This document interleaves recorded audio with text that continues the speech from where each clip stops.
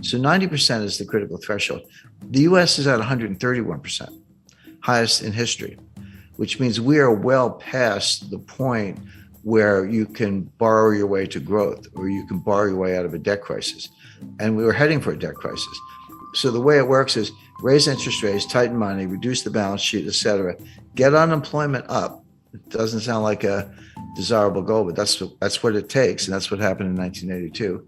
Get unemployment high enough so people are buying hamburger instead of steak. They're buying, whatever's the least expensive thing on the shelf, day-old bread instead of new bread, or they're not buying gasoline because they're not going to work, et cetera.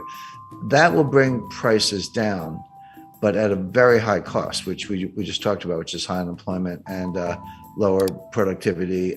Meanwhile, the U.S. debt keeps going up. We haven't really talked about the debt. That part of it looks like 1981. But if you throw in a global financial crisis, then it starts to look more like 2008. Yeah, well, that's like a glacier.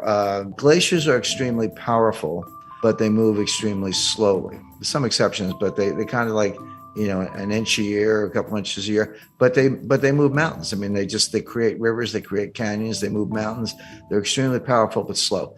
That's a good metaphor for the impact of debt. And when I talk about debt, in particular with the United States, but you can apply this to any country, I focus on the debt to GDP ratio, because you can't really talk about debt in isolation without thinking about the capacity to pay the debt. And a simple example, if you have a $50,000 balance on your credit card and you're making $30,000 a year and trying to pay rent in New York, et cetera, good luck. You're probably going to go bankrupt or at least default on that card. But if you owe $50,000 on your credit card, but you're making $5 million a year, it's, you just write a check. It's no big deal. My point is, you can't look at a $50,000 debt and decide if it's a problem or not unless you compare it to the income. And if it's too low, it's a problem. And if the income's high, not a problem. So that's why you use the debt to GDP ratio. The US just hit $31 trillion in national debt. That is national debt, almost all of it in the form of US Treasury securities. Not all of it, there are other obligations, but mostly US Treasury securities. Well, is that a problem or not? Well, one way to answer the question is compare it to GDP, do the ratio.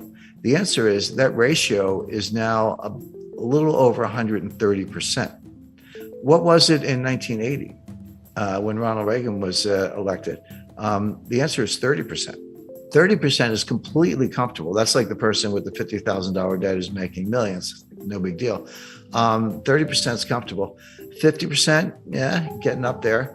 Angela Merkel and all her years in Germany, and there's a lot of research to back this up, says that 60% was the limit. And that's what the Maastricht Treaty that created the European Union and the European Central Bank, that was their goal. They said, don't go over 60%. If you do, you're expected to take measures, raise taxes or reduce debt or reduce spending, do something to get that back down under 60%. If you say, what's the critical threshold where, water turns to steam or, water turns to ice or something changes in such a way that it's not the same. It's radically different, but it happens very quickly. The best research says the answer is 90%. And this comes out of, Ken Rogoff at Harvard, also Carmen Reinhart, who's now the chief economist at the World Bank. But they've looked at hundreds of cases over hundreds of years. And I like that because it's not just, kind of cherry picking data. Developed economies, developing economies, economies that issue debt in their own currencies, ones that issue debt in other currencies, principally US dollars, et cetera. So, a wide variety of case studies. And they show that when your debt to GDP ratio goes over 90%, your multiplier of additional debt goes below 1. So just to put that in context, at 30%, if I borrow $1 and spend $1, I might get $1.30 of growth. Assuming you spend it wisely, that's a big condition. But you borrow $1 and spend $1 and get $1.30 of growth. Okay, the debt was productive if you put it to good use. But that $1.30 gets smaller and smaller. As you get closer to 90%, it goes to $1.20, $1.10, $1.05. Past 90%, roughly, You borrow a dollar and you spend a dollar and you only get 95 cents of growth. You don't get your dollar back in terms of GDP.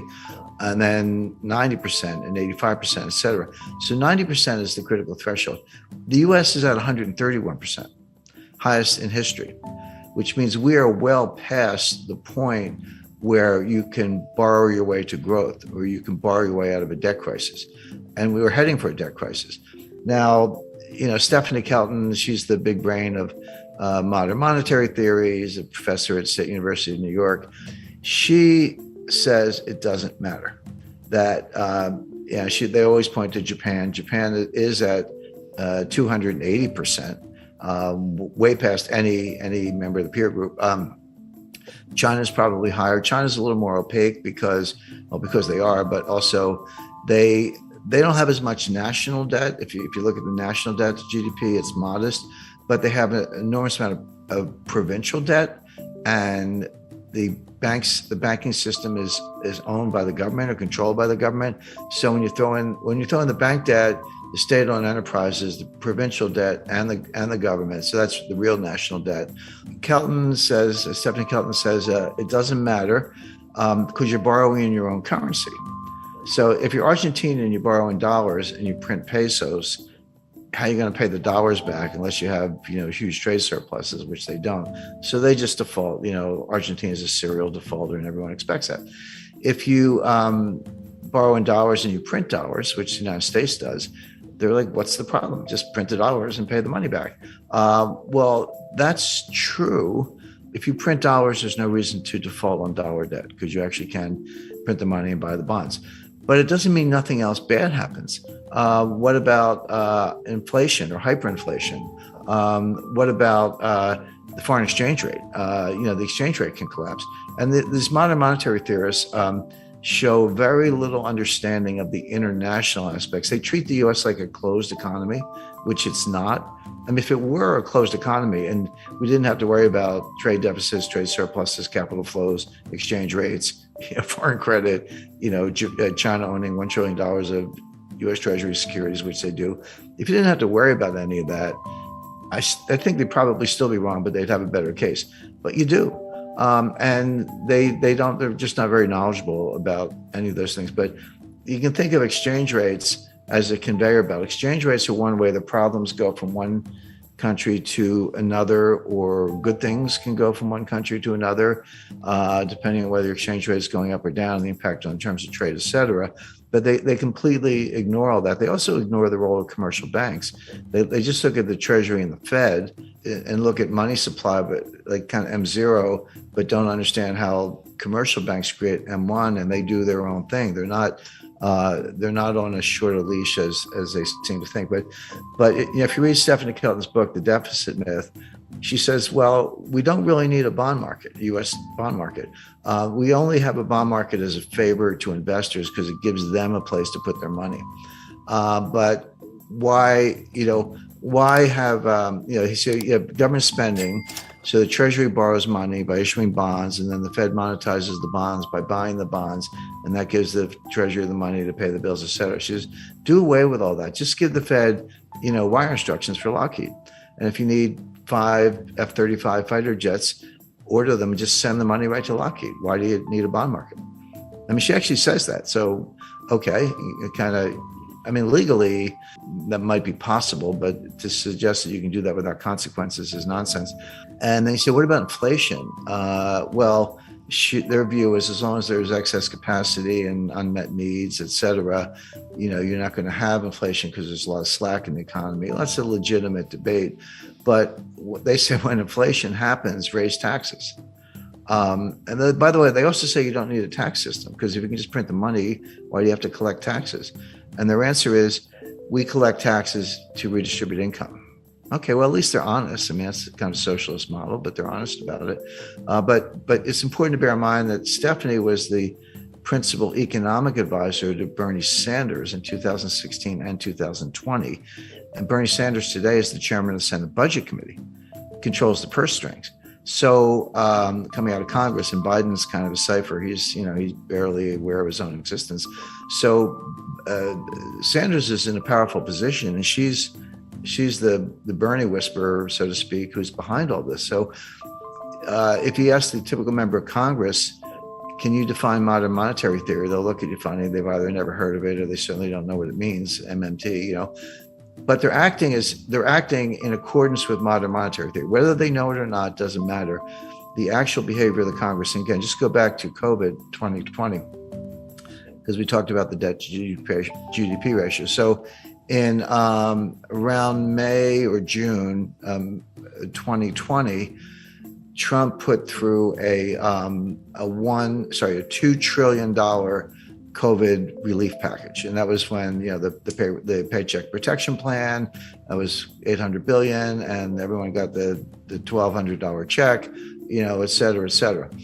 And then at the end of December, at the very end of the Trump administration, they did another $1 trillion, almost. And that's when everyone got the $600 checks. And now you're up to $1,800. By the way, those checks, that is helicopter money. That's, you know, what the Fed does is kind of nonsense. But when it's fiscal policy, not monetary policy, and you're handing out checks, that is helicopter money. And credit to Larry Summers for saying, you're going to get inflation out of this. Well, Biden comes into office in January 2021, and he's like, not to be outdone, he did his own COVID relief package. That was another $2 trillion. And that's when we all got the $1,400 checks. They handed them out. And then later that year, they did the $1 trillion infrastructure package. And then just to top it off, what did we get recently was the just under $1 trillion Green New Deal. I call it the Green New Scam. Well, and the baseline budget deficit, before everything I just described, the baseline budget deficit was about $1 trillion a year. So take $1 trillion for 2020, 2021, and 2022, add on, you know, $2 trillion for Trump's first package, $1 trillion for his second one, $2 trillion for Biden's first package, $1 trillion for the Green New Scam, and I think $1 trillion for infrastructure. That's $7 trillion on top of the $2 trillion baseline budget deficit. So that's $9 trillion piled on top of what was at the time about a $21 trillion national debt. So that's how we got to 30 trillion. That's how the ratio went from 106 to 131. These numbers are mind-boggling, and MMT says doesn't matter. But it does matter, and it shows up the way I described earlier, which is it slows growth. You don't get growth. So best case for the U.S. is very slow, weak growth, which we saw from 2009 to 2019. Worst case is you throw a recession on top of that, which we're heading for, and the U.S. will be in fiscal distress.